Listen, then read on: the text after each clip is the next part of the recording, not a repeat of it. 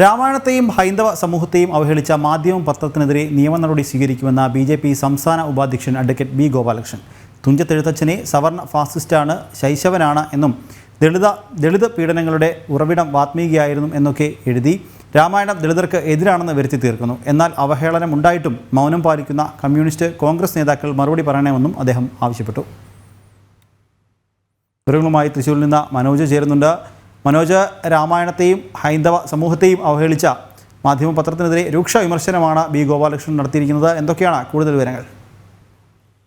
നിഖിൽ, ഈ രാമായണ മാസവുമായി ബന്ധപ്പെട്ട് മാധ്യമം പത്രത്തിലാണ് ഇത്തരത്തിൽ കഴിഞ്ഞ 3 ദിവസമായി ഈ രാമായണത്തെക്കുറിച്ചുള്ള ലേഖനങ്ങൾ വരുന്നത്. ഇതിൽ തന്നെ രാമായണത്തിലെ ബുദ്ധൻ എന്നുള്ള തരത്തിലൊരു ലേഖനം TS ശ്യാംകുമാറാണ് ഈ ലേഖനം എഴുതിയിട്ടുള്ളത്. ഈ ലേഖനത്തിൽ ഈ രാമൻ ഈ ബുദ്ധനെ കള്ളനെന്ന്, അതായത് ഇതിൽ പറഞ്ഞിട്ടുള്ളത് അഭിസംബോധന ചെയ്യുന്നത് ചോരൻ എന്നാണെന്നുള്ള രീതിയിലാണ്. അത്തരത്തിലുള്ള വാക്യങ്ങളൊക്കെ ഈ ലേഖനത്തിൽ ഉൾപ്പെട്ടിട്ടുണ്ടായിരുന്നു.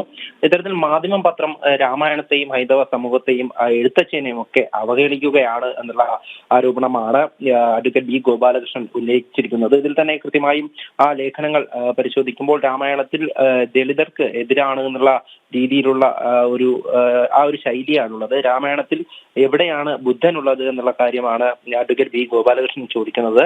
അതോടൊപ്പം തന്നെ ഈ രാമൻ ബുദ്ധനെ കള്ളനെന്ന് വിളിച്ചതും, അതോടൊപ്പം ഈ തുഞ്ചത്ത് എഴുത്തച്ഛനെ സവർണ ഫാസിസ്റ്റാണ്, ശൈവനാണ് എന്നും ഈ ദളിത് പീഡനങ്ങളുടെ ഉറവിടം വാത്മീകിയായിരുന്നു എന്നുള്ള രീതിയിലൊക്കെ ആണ് ഈ ഒരു ലേഖനം വന്നിട്ടുള്ളത്. ഇത് തുടർച്ചയായി തന്നെ മാധ്യമ പത്രത്തിൽ ഇപ്പോൾ ഈ രാമായണത്തെ കുറിച്ച് ഇത്തരത്തിൽ വളച്ചൊടിച്ചുകൊണ്ടുള്ള ലേഖനങ്ങൾ വരുന്നുണ്ട്. ഇതിനെതിരെ വലിയ തരത്തിലുള്ള ഒരു പ്രതിഷേധം തന്നെയാണ് BJP-യുടെ ഭാഗത്തുണ്ടാകുന്നത്. അത് തന്നെയാണ് സംസ്ഥാന ഉപാധ്യക്ഷനായിട്ടുള്ള അഡ്വക്കേറ്റ് ബി. ഗോപാലകൃഷ്ണനും രേഖപ്പെടുത്തിയിട്ടുള്ളത്. ഇതിൽ തന്നെ മറ്റൊരു കാര്യം അദ്ദേഹം പറയുന്നത് G. സുധാകരന്റെ ഉൾപ്പെടെ ഈ രാമായണ തത്വചിന്തയെ ഞങ്ങൾ സ്വാഗതം ചെയ്യുകയാണ് എന്നുള്ള കാര്യം അദ്ദേഹം സൂചിപ്പിച്ചു. എന്നാൽ ഈ അവഹേളനം ഉണ്ടായിട്ടും മൗനം പാലിക്കുന്ന കമ്മ്യൂണിസ്റ്റ് കോൺഗ്രസ് നേതാക്കൾ ഇതിൽ കൃത്യമായിട്ടൊരു മറുപടി പറയണമെന്ന് തന്നെയാണ് അദ്ദേഹം ആവശ്യപ്പെടുന്നത്. ഇതിൽ ഈ മാധ്യമ പത്രത്തിനെതിരെ കൃത്യമായിട്ടുള്ള നിയമ നടപടി സ്വീകരിക്കുമെന്നും അദ്ദേഹം ചൂണ്ടിക്കാട്ടിയിട്ടുണ്ട്.